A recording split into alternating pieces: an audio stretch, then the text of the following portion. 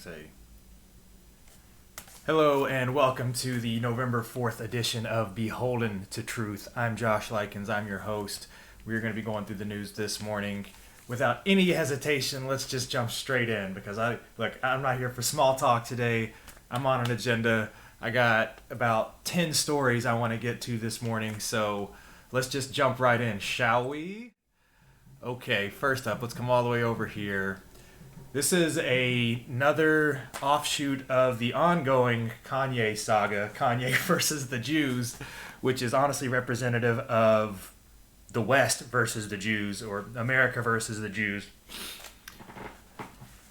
We all know that Kanye has been character assassinated at this point. He's been financially, I'm not going to say destroyed, the guy's still worth $500 million, but anybody would be pretty upset if they lost 75% of their net worth. He was worth $2 billion, now he's lost $1.5 billion. And that's come about through forced cancellations of his partnerships with Adidas, with Gap, with many other platforms who he makes his revenue from, whether it's his clothing and they're coming after his music business and all this stuff.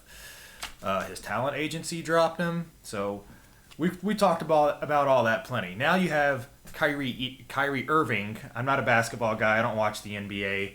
I think it's racist because it's 75% black. Just kidding. That's just a small jab at the idiot liberals who think that you can look at a collection of people that participate in an activity and then draw racial conclusions out of the demographics of that population.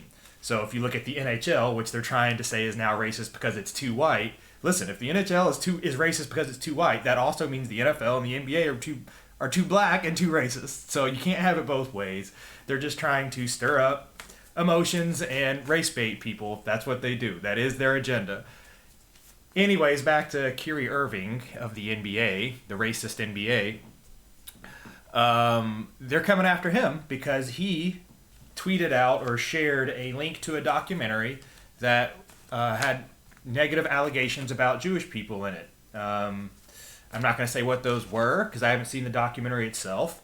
But listen, if you watch a documentary that you find interesting, it doesn't matter what the subject material is. You're allowed to share it with your friends and anybody you want. Your followers, your family, take it to church with you. Like it's a free speech country. It's pretty. I don't understand why that's so hard to I don't understand why it's so hard to understand. You have people saying, "Well, hate speech, hate speech, hate speech." There's no such thing as hate speech. There's only speech that you hate. It's entirely subjective. So they're now coming after Kyrie Irving because he made that tweet. He clearly believes that the Jewish mafia that runs the major institutions in America, music business, entertainment business as a whole, so Hollywood, the financial industries, the mainstream media, the legacy media, the social media, all of that.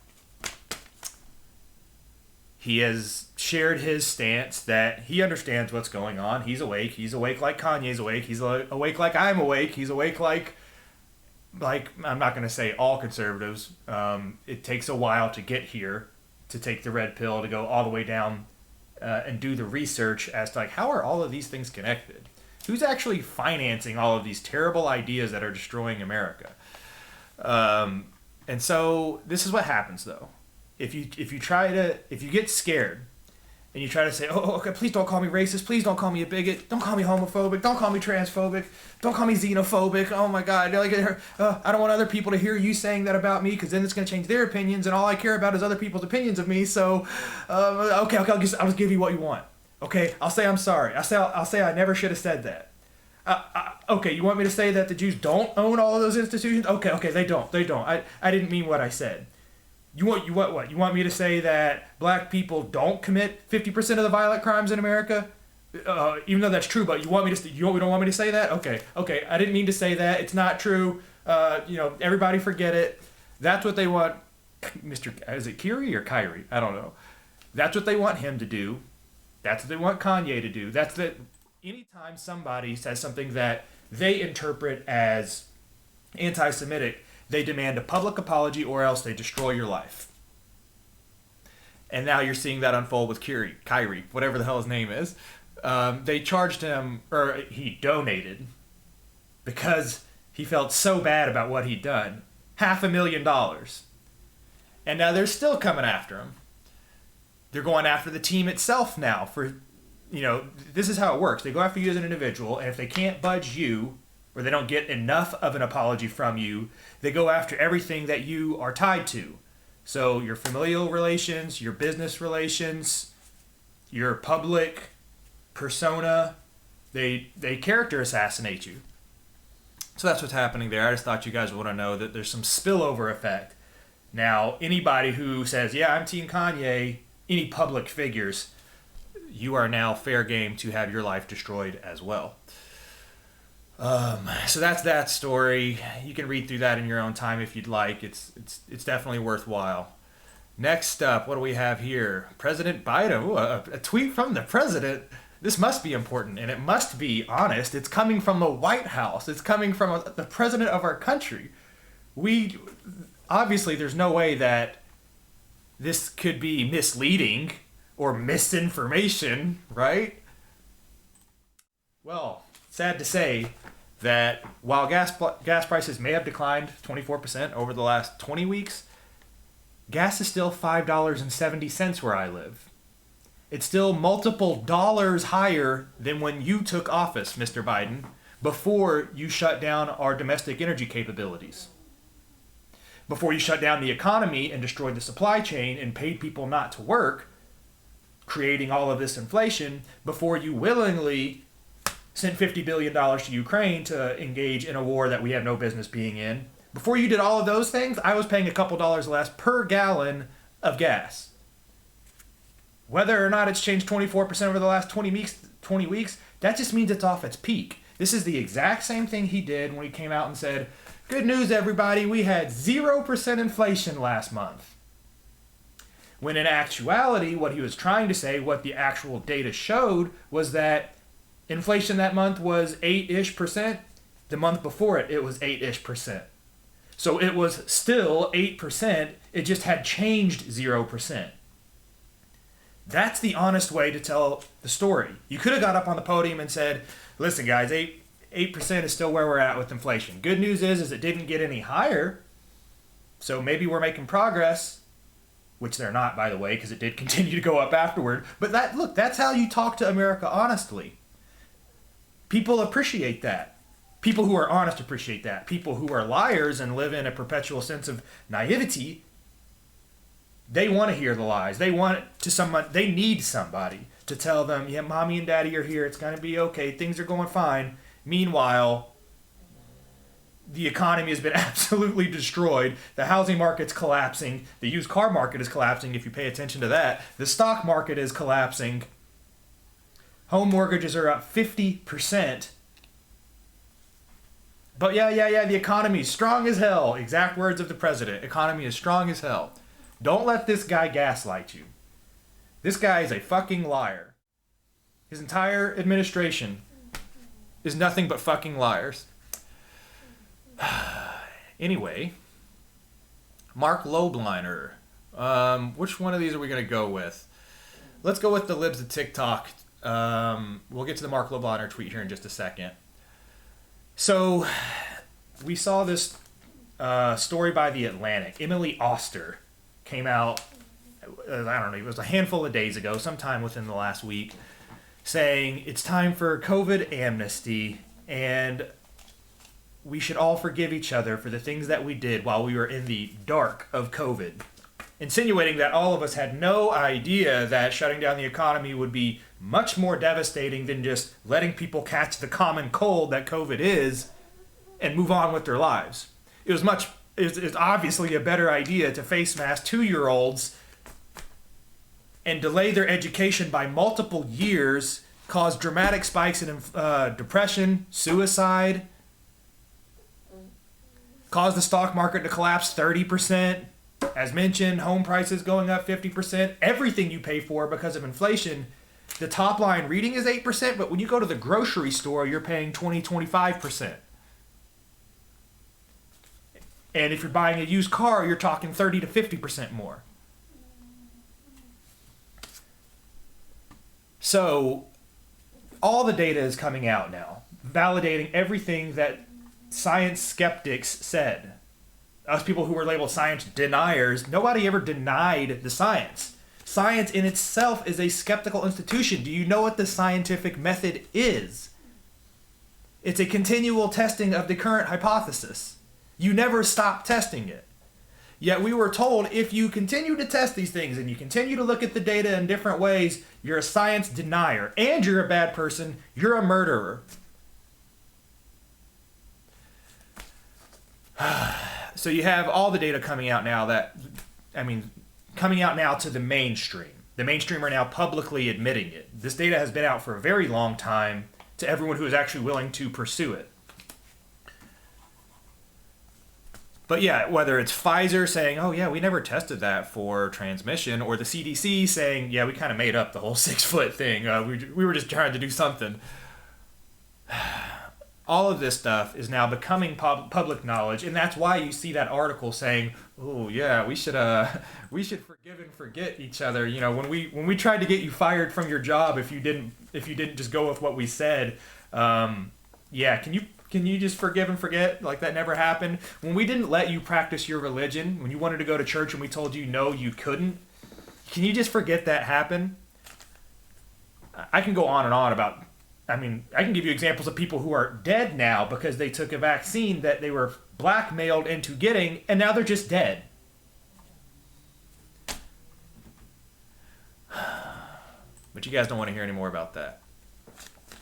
Mark Lobliner is a bodybuilder. To switch gears a little bit, obviously this channel is devoted to political events and news and commentary like we're doing now, but I have a second platform that is about the fitness red pill. Some of the truths that if you want to take full control of your body, optimize it, become physically healthy, which will cascade to your mental health. I have another platform for that. You should look into it, the fitness red pill. Mark Lobliner is a bodybuilder that I have followed for years now. He owns Tiger Fitness and several other business enterprises, the Outright Protein Bar. Just a cool guy, very based, has a YouTube channel. Highly engaged with his community. Go check him out. But anyways, he also does a little bit of political commentary in his spare time, which, you know, it's important to get entrepreneurs' perspective when you aren't an entrepreneur. If you don't have a business and you've never run a business, it's important you understand what's important to business owners, because without business owners, we don't have goods and services to consume and society collapses. And that's just one of the things liberals cannot understand. When they said, oh, we got to save some grandmothers, so shut down the economy. The whole fucking thing. And ironically, it didn't even save any grandmothers. But the sweeping policies, the economic policies that the liberals dream up, like the Green New Deal. Yeah, we don't need fossil fuels. We don't need all the cars that are currently on the road. Let's say like 5 years from now, let's just get rid of all those. Do you not understand how freight and the trucking industry is the backbone of the supply chain that gets the grain to the manufacturer, to the manufacturer of the food that uses that grain, to the distribution center, to the Costco or the Kroger that you go into in your car to pick up and bring back home? Like, it's the literal blood of the economy. You can't just halt and shut down the entire energy industry and stand it up in a different format in the span of 5-10 years. It takes decades. And Biden tried to shove it down our throat in a year and a half. Oh my God, record high inflation. Anyway, back to Mark Lobliner. The issue with firing of Twitter employees is that we can't tell them to learn to code. This is very important, okay? Listen, because you're like, how are these plots connected? You're talking about a bodybuilder? Okay. If you didn't hear, today Elon fired like 3,500 Twitter employees. I heard he's going to fire up to 5,000 of them, which would be 2/3 of his entire workforce. The entire workforce is 7,500 people. I had heard rumors that the layoffs are going to get up to 5,000. Either way, he's made the first big dump, and I heard that number is somewhere around 3,500. Okay. I was just ranting and raving about the climate stuff that Biden's trying to shove down your throat, right? Well, when he started shutting down oil refineries and all these other means of creating oil and natural gas, that meant laying off hundreds, if not thousands, of people. And people who had great blue-collar jobs. And when that happened, all the liberals on Twitter said, yeah, well, the times are changing. What they should probably do is just learn how to code. Oh, all that 20 years that you spent working at the oil refinery? Yeah, that's too bad, man. That's just not a skill that applies anymore. You need to learn to code. And so now, in a triumph of irony and karma and justice, all these Twitter employees are getting laid off, and Mark Lobliner's very insightful commentaries to just suggest that they learn to code. Beautiful. Another fantastic tweet from Mr. Lobliner. He was on a roll last night. I saw him send out a string of look at this, 3:34 a.m. Tweets. Ben Shapiro called us all dopes for not getting the COVID vaccine. Ben is too smart for this. No way did he believe that the vaccine was safe for everyone to the point of shaming us for not taking it. The only explanation I can think of is that he was paid. Yes, correct. It is my opinion, and I've heard in other places as well, that Ben Shapiro, look, he runs one of... I got to be careful with my words here because it's an important platform that he has, because it's at least it's actually red-pilling a lot of people. It's pulling them from liberal to conservative, which you got to have different ranks among your army. And it is important. His rank is important. But he has a significant blind spot when it comes to censorship, because he gets on his little podium and starts talking about, I'm a free speech guy, free speech is just so critical to a society. You can't have society without free speech. And then Kanye gets out and says something negative about Jewish people, and the first person out there is Ben Shapiro, free speech advocate, saying, Kanye just can't say things like this. When you say things like this, it creates violence. It encourages violence. It's like, come on, man. Words are not violence. You know this. You're smarter than this. So there's two things going on here.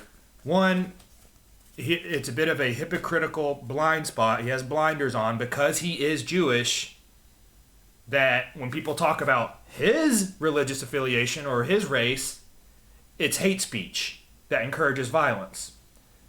But when you say something about white people, when you say something about black people, whatever, that's protected by free speech. You shouldn't be able to connect that to insinuating that it causes violence.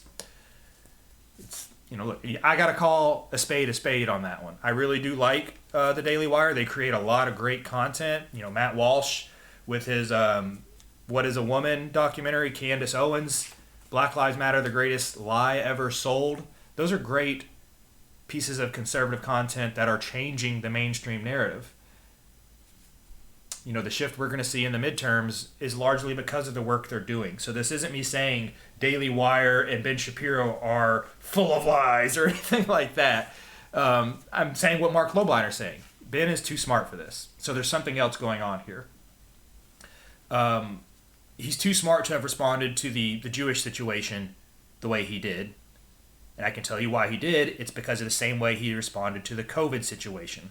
Ben has enough critical thinking to know that he shouldn't have been out there advocating mandates and shutdowns and whatnot for the vaccine.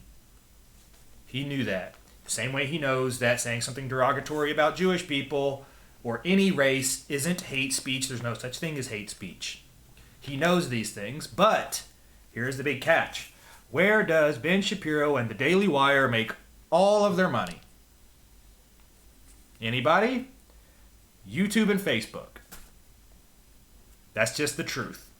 That's where they get all the eyeballs. That's where they pull people into their subscription tiers. Without the mainstream social media platforms, Daily Wire would not exist. I mean, Ben Shapiro hopefully is honest enough to admit that. He knows that his business goes under without the mainstream social media platforms.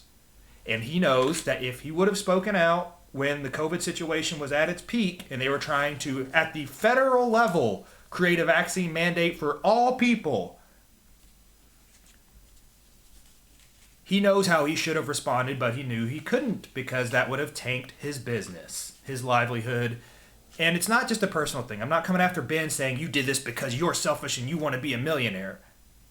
Going back to what I said earlier about thinking about entrepreneurs and needing to understand how business works, businesses are employers. The Daily Wire probably employs hundreds of people, maybe thousands. I'm not sure how exactly large it is, but look, it puts a lot of food on the table for a lot of good people. And as mentioned, they're an important rank in our army of conservatism. I'm just calling a spade a spade. Ben was too smart to respond to the COVID vaccine and to all this anti-Semitism, hate speech bullshit that's going around. And the only reason he's responding the way he is isn't because he's stupid. It's not because it's what he genuinely believes. It's because he has to keep his business open.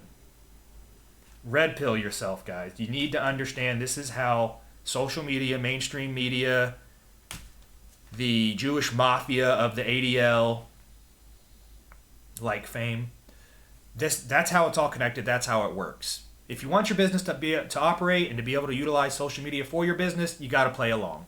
That's just the facts. Okay, so what else is in the news? Nothing like a 3-word tweet. You lying assholes. So this is the kind of bullshit you see being pushed in the mainstream. 70% believe lifestyle and behavioral changes are the best option for long-term weight loss. Okay, that number needs to be 100%. Maybe 99%. It is a traumatic failing of our public education and even our mainstream media. Like, you can put specials on TV that educate people on how to take care of themselves physically, which will improve your mental health as well. And it's just not that complicated. We understand how calories in, calories out works. We understand how to calculate how many calories per day an individual needs. We understand that cardiovascular activity is a great way to burn calories, but nowhere near as efficient as simply eating less, as overeating less. So he's saying you lying assholes because there's an insinuation here by this, I don't even know what Lilly is. It's Eli Lilly and Company. What is this? Discovery of Create Medicines. Oh, they create medicines that they obviously then want to sell. And so they're saying here that, listen, not everybody can get thin through diet and exercise. You're going to need to buy some drugs. Does that sound familiar? Not everybody is going to be able to survive COVID. You're going to need a vaccine. Guys, Big Pharma runs this country at this point.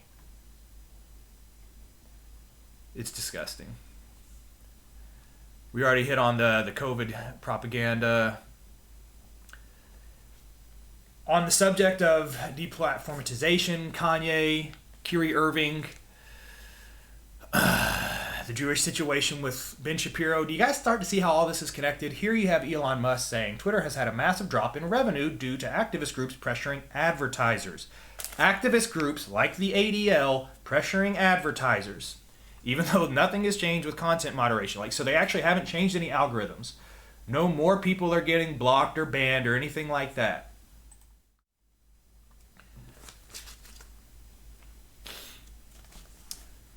So, what's happened is those activist groups, for example, they're the ones who went to the ADL and said, hey Adidas, if you don't cancel your business partnership with Kanye, then we're going to call for a brand boycott of advertisers. And what we are going to insist is that all of our Legion of Doom come together and destroy your business model. They're trying to set up an advertising boycott. They're saying, hey, Adidas, what we want you to do now that Elon Musk is tolerating hate speech on his platform, we want you to stop advertising with him. We want you, Adidas, and there's like 25 other brands that they're insisting, it's like McDonald's, Coca-Cola, all the big guys, the Fortune 50 people. They want them all to stop advertising on Twitter because Twitter, according to them, is now a platform of hate speech because Elon Musk is letting people openly have free speech. They're trying to destroy Twitter, which we knew this was going to happen. Before Elon took over, we knew that Twitter's entire business model, 94% of their revenue, comes from advertising.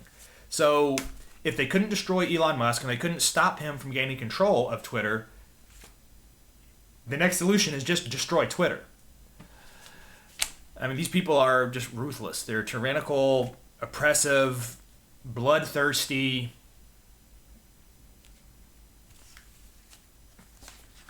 I don't even... Look, that's enough adjectives. You get the point. Last couple of stories here to wrap things up. This is an ad that... for some TV show on NBC, which is a highly woke network. NBC...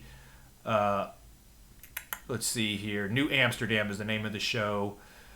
And there was like some kind of episode they put out about the day the news hit about Roe v. Wade. This is people's emotional reactions to receiving the news that they can't kill their kid. Look at this. Look, honey. Look. Oh my God. I paid $6 for that coffee and I don't even want it anymore because I can't kill my kid.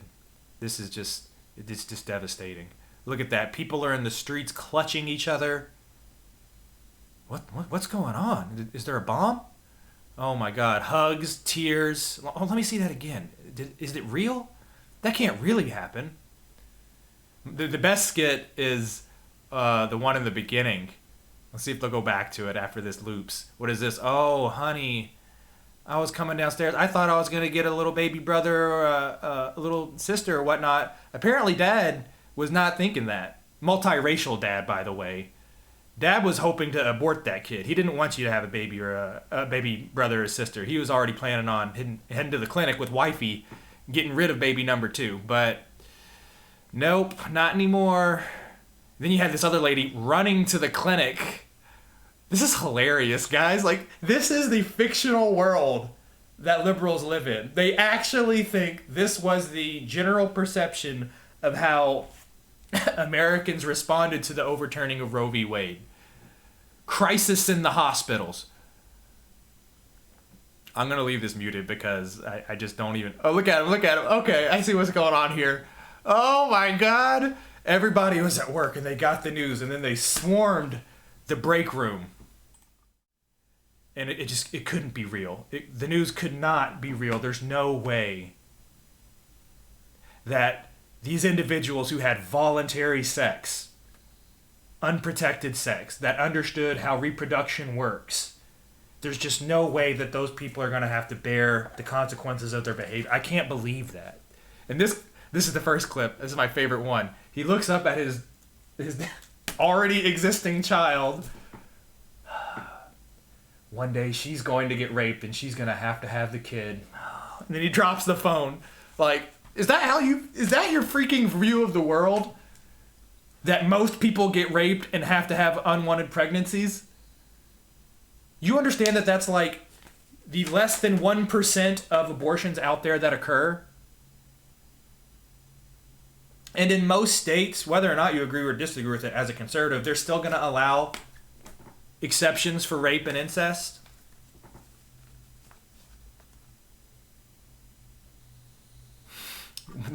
The most ridiculous ad I've ever seen. And it's not even an ad. It's a show. It's a drama show. I'll give it that. It's very dramatic. They did that right.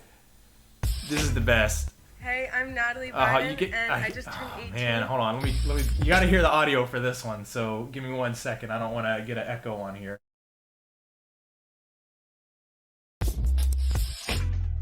Hey, I'm Natalie Biden, and I just turned 18.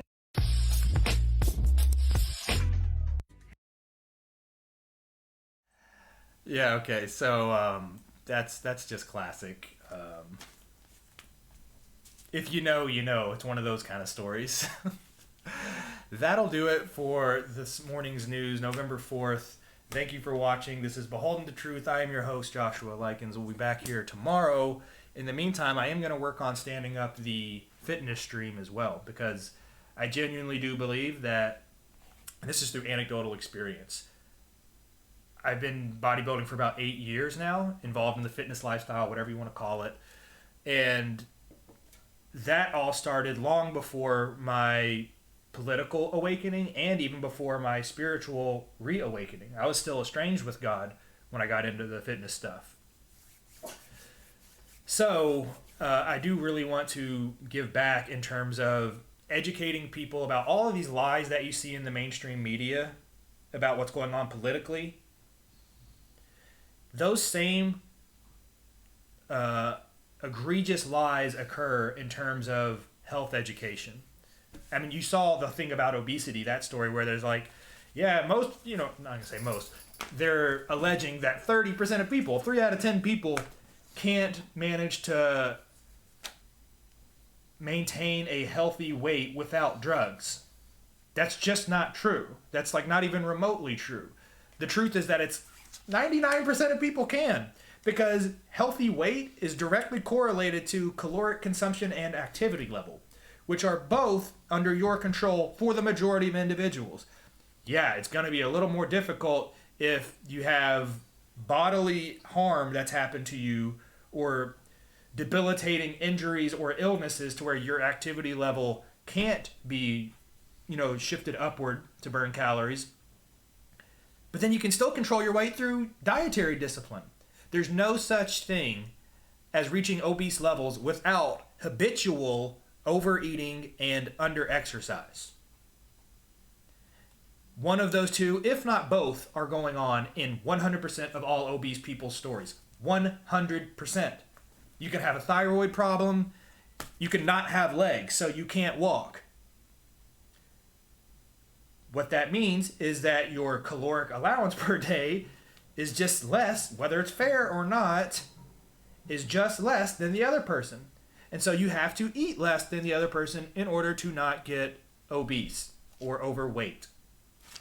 We'll go into that on the Fitness Red Pill Show. That's it for today. Thanks for watching. Have a great one.